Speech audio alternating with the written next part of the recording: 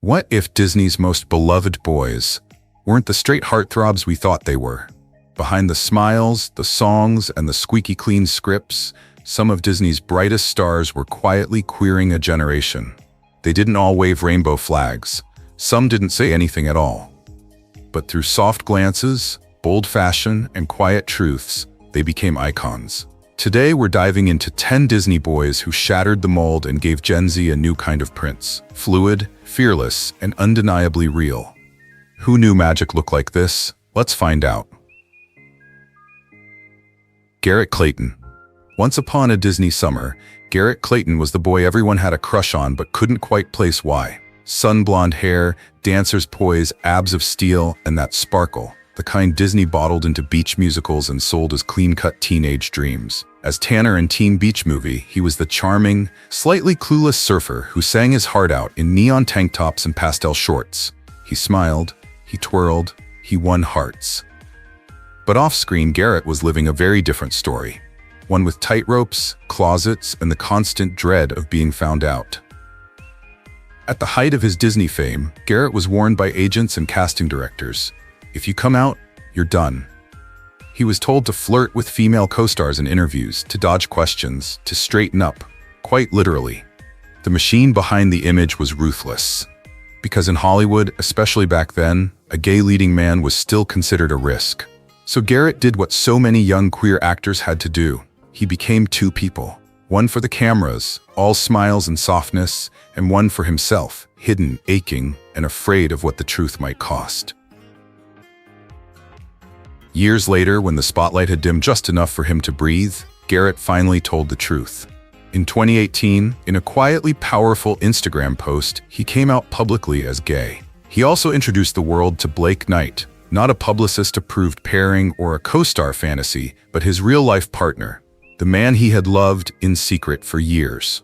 That post wasn't just about romance, it was rebellion and healing. Since then, Garrett has used his platform to talk about the trauma of hiding, the anxiety, the breakdowns, the moments he nearly gave up. He's spoken openly about how he was pressured to erase himself just to get roles. But he didn't just survive, he rewrote the narrative. Today, Garrett is more than a Disney crush. He's a queer icon, a mental health advocate, a bold, beautiful example of what it looks like to walk back into the spotlight on your own terms. From starring in indie queer cinema like King Cobra to showing up in sheer shirts, painted nails, and red carpet kisses with Blake, Garrett isn't performing anymore. He's living. And in a world still obsessed with perfect images, he reminds us that truth, raw, real, messy truth, is the most magical thing of all. Which moment in Garrett's journey hit you the hardest? Drop it in the comments, and let's give this Disney prince the crown he was once told he'd never deserve.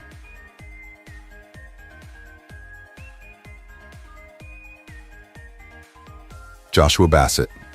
Joshua Bassett didn't arrive in a blaze of glitter or fanfare. He arrived like a song you didn't realize had been stuck in your head, slow, soft, unforgettable. On High School Musical, the series, he played Ricky, the shy, guitar-strumming, emotionally confused boy next door. It was a role that felt almost too perfect. Because even when he was just reading lines, there was something unscripted about Joshua, something real. Like he was hiding a bigger story just beneath the surface. And then one day, he let it out. Not in a statement, not in a headline, but in a passing comment that changed everything. In 2021, during what should have been a throwaway interview, Joshua casually called Harry Styles hot, then added with a shrug, "This is also my coming out video, I guess." He laughed. The room laughed. But the internet paused. It wasn't the joke. It was the ease, the boldness wrapped in softness, the way it didn't ask for approval. For days, fans speculated. Was it real? Did he mean it? Should we take it seriously? Then Joshua answered, not with another soundbite, but with something far braver. A heartfelt Instagram message. "Love who you love shamelessly," he wrote. "It's okay to still be figuring out who you are." No label, no clear answers, just radical honesty. And that was the point. In a world obsessed with definition, Joshua gave us something else. Permission. Permission to be in between. To be soft and still strong. To be queer without needing to explain how. For thousands of young people, especially Gen Z fans tired of boxes and binaries, that one moment was everything. Since then, Joshua hasn't followed a rulebook. He's followed a rhythm, one that sounds a lot like freedom. Whether he's on stage in Painted Nails or releasing soul-bearing tracks like Feel Something, Lifeline, and Set Me Free, his work doesn't try to wrap queerness into a neat message. It breathes it. It lives in the gray where real people do. He sings about heartbreak, confusion, survival, not from the sidelines, but from within it all. And he's done it while refusing to reduce himself to just one identity. His queerness isn't a brand. It's just part of his humanity. Joshua Bassett may never give the world a label, and maybe that's exactly what makes him powerful. He shows us that being real doesn't require being certain, that softness can be a revolution, that sometimes the most courageous thing you can say is, "I don't know yet." So we'll ask you this. Not what you are, but how you feel. Has Joshua's story made space for you to explore your own? Tell us in the comments, because sometimes the in-between is where the real magic begins.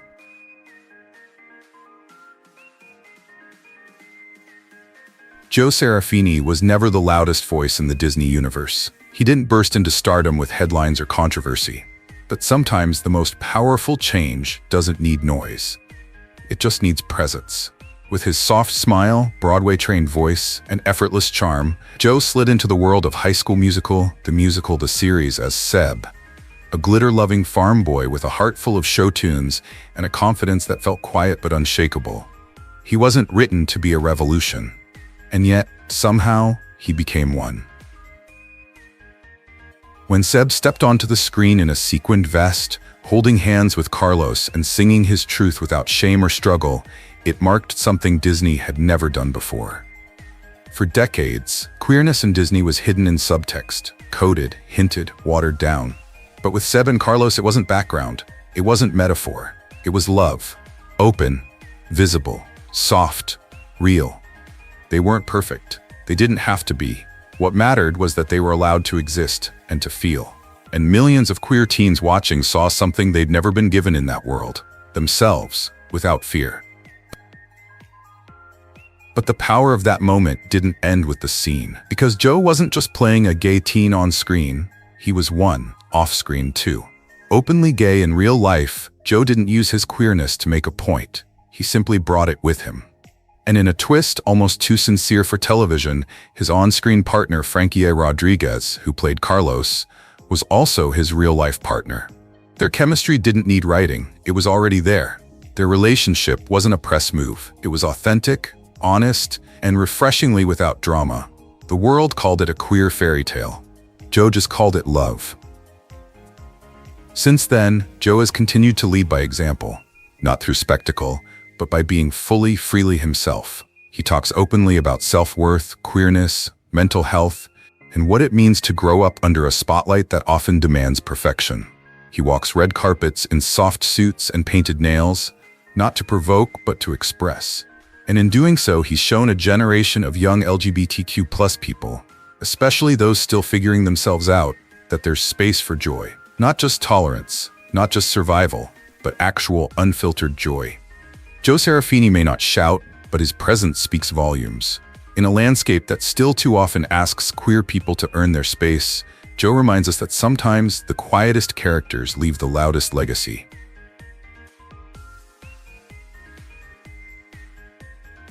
Joshua Rush. For years, Disney walked carefully around queerness, as if it were something too fragile or too risky to say out loud.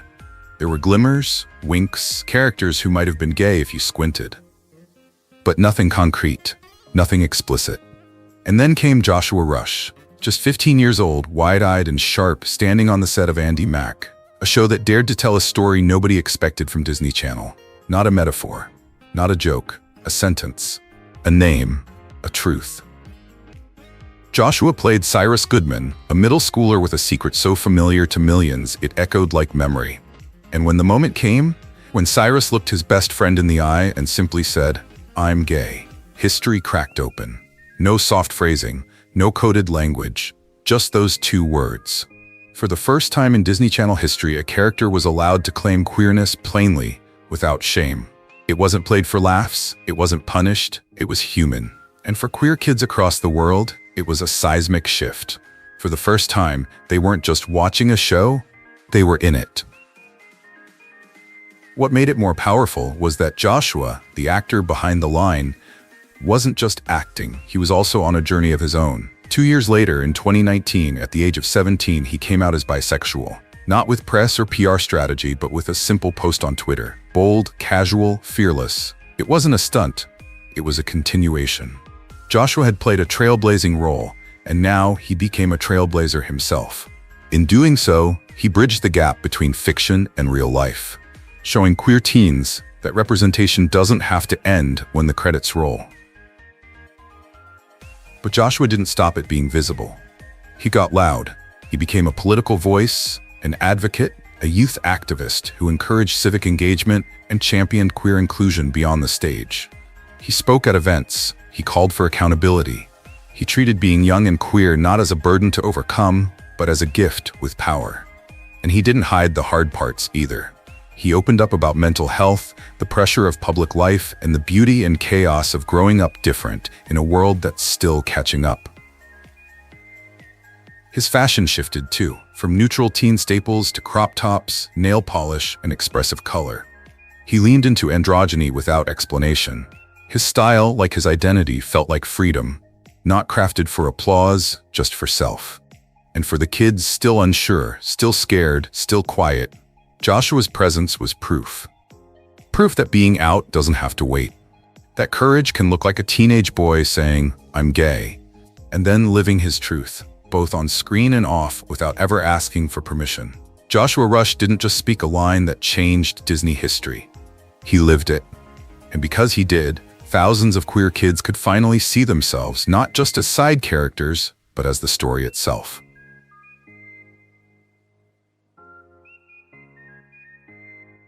Matt Cornett was everything a classic Disney jock was supposed to be. Tall, confident, angular jawline, and just cocky enough to play the guy you loved to hate. As E.J. Caswell on High School Musical, the series, he strutted through hallways with varsity swagger, girlfriend in tow, always trying just a little too hard to win.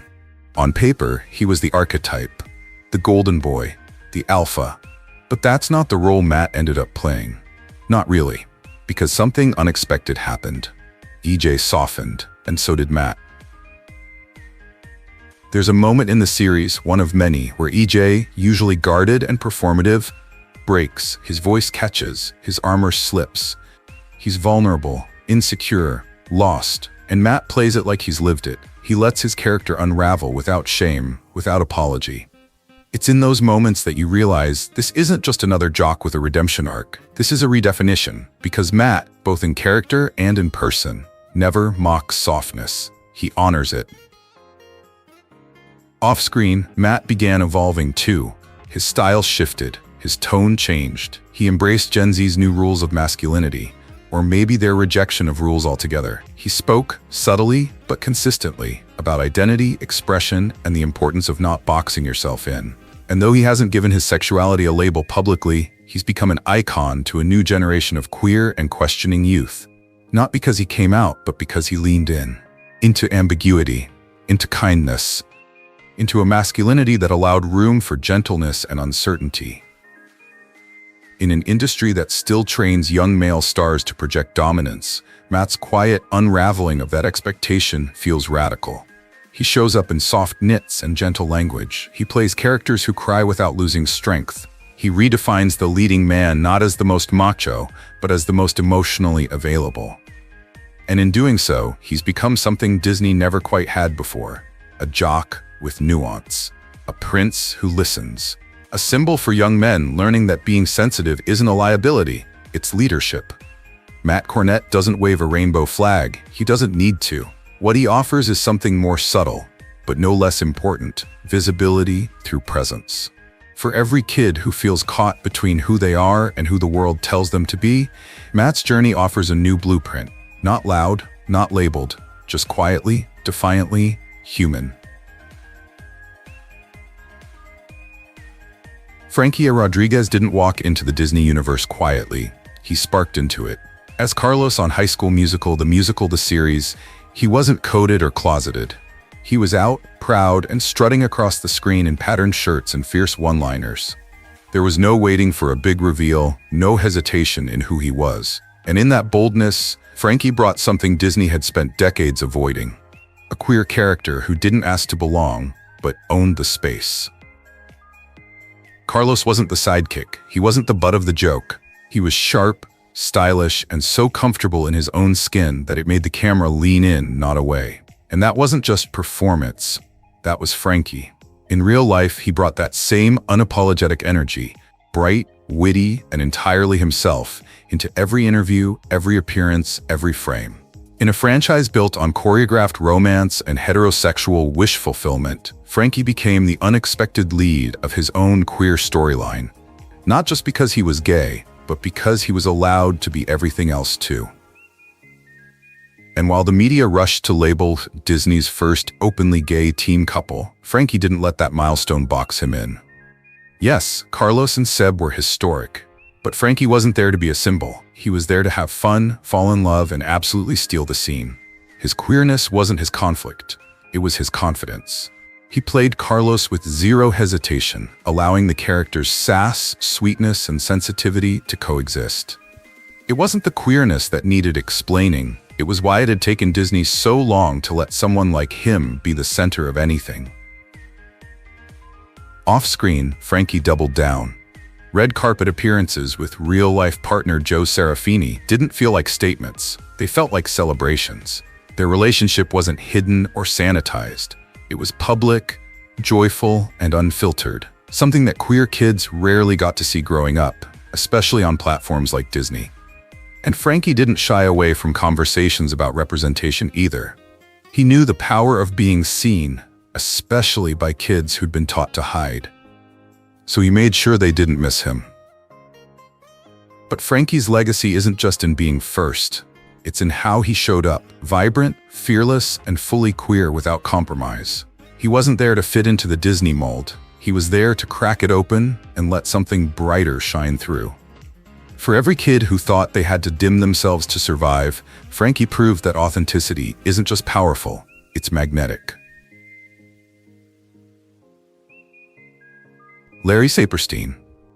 He never tried to steal the spotlight, he just kept showing up, quietly, awkwardly, and somehow always exactly when it mattered. Larry Saperstein didn't burst onto the Disney scene with swagger or a signature pose. He slipped in like a breath of fresh air, subtle, offbeat, and so easy to underestimate. And that was the magic. He wasn't the boy you were watching for, until suddenly, he was the one you couldn't stop watching. As Big Red, the awkward, lovable best friend with two left feet and a heart that kept showing up anyway, Larry carved out a space that rarely exists for boys like him. The soft one, the shy one, the one you almost overlook until you don't. What made Big Red special wasn't flash. It was feeling. He was the boy who didn't get the spotlight but earned it anyway, slowly, genuinely, moment by moment. He wasn't the jock, the villain, or the romantic lead, but he was loyal, kind, emotionally open, and in a universe of rehearsed perfection, he was refreshingly real. Larry leaned into that realism. His performance wasn't exaggerated, it was rooted, honest. His Big Red was the kind of friend who makes space for everyone else, and in doing so, made audiences wonder, who makes space for him? And then came the moment off-screen that changed everything. But in the most Larry way possible, quietly, casually. In 2021, during Pride Month, he posted a TikTok with a simple message. Plays a character with a girlfriend on TV, is bi IRL, happy Pride.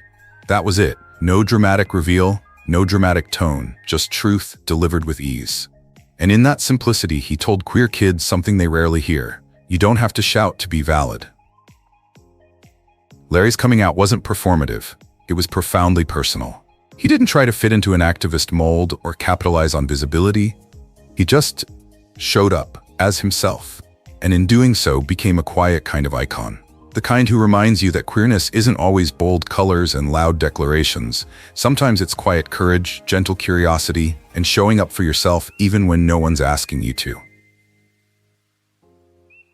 Outside the series, Larry kept leaning into softness. His fashion became more fluid, his social presence more expressive. Without fanfare, he gave permission for uncertainty to exist, for nuance to be part of identity. He didn't shape his bisexuality to fit expectations. He let it breathe. And in an entertainment culture that still often demands clarity for comfort, Larry offered complexity with kindness. Larry Saperstein may not have been the name people expected when they talked about queer Disney stars. But that's what makes his presence powerful. He didn't rewrite the rules, he just quietly lived outside of them and made that look like freedom. Joshua Colley never fit into the mold, and thank God for that. While other Disney-adjacent stars were coached to charm their way through sitcoms and play it safe for brand deals, Joshua was belting Broadway ballads, rocking eyeliner, and turning every stage he stepped on into a space of unapologetic expression. He didn't enter the spotlight trying to be palatable. He entered as himself, fierce, funny, fast-talking, and unmistakably queer-coded, even before the world had the language to name it. He wasn't part of a mainline Disney Channel show, but his presence lingered around the edges of that world. From early theater roles backed by Disney to projects under the broader youth entertainment banner. And yet, even in those spaces, Joshua never muted his shine. While others toned it down, he turned it up. Gender-fluid looks, dramatic vocal runs, and TikToks that danced between camp and confession. He wasn't aiming for approval. He was performing for the kids like him, the ones who knew what it meant to be too much in a world that wanted less. As he grew, so did his audience, and so did his clarity. Joshua came out publicly as gay, but it never felt like a reveal. It felt like punctuation, something already there, already known, simply spoken out loud. And from that moment forward, he embraced queerness not as an identity to explain, but as a language to live in. His social media became a canvas. Painted nails, glammed out makeup looks, chaotic humor, raw honesty. He wasn't building a brand, he was building a mirror. One where young queer kids could see reflection instead of performance.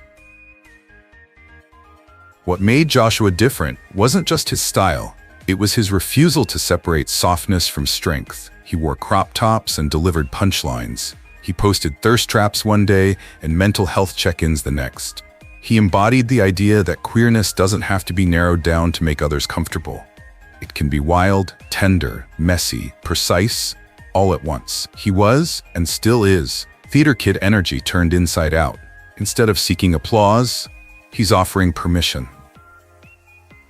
In a world where young male performers are still taught to edge toward masculinity to stay bankable, Joshua Colley leaned the other way, into color, into chaos, into complexity.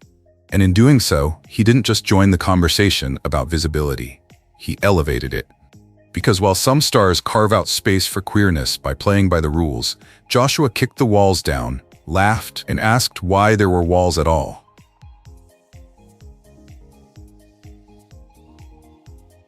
Tyler Alvarez didn't step into the spotlight to play it safe.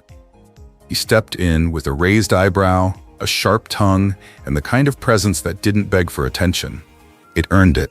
Whether he was riffing on teenage absurdity or peeling back the layers of identity on screen, Tyler never pretended to be anyone but himself. And eventually, the world caught up to him.